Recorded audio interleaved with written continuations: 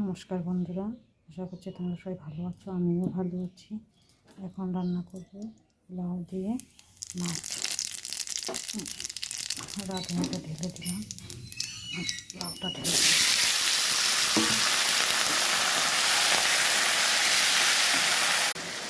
লবণ, হলুদ, আদা জিরা রাঁধুনি বাটা দিয়ে দিলাম।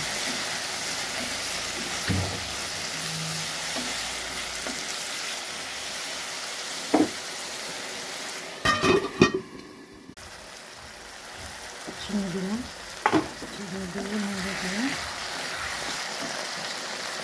জল দিয়ে দিলাম। বন্ধুরা, লাউ দিয়ে কাতলা মাছ দিয়ে লাউ তরকারি আমার রেডি। তোমাদের যদি এই রেসিপিটা ভালো লাগে অবশ্যই লাইক শেয়ার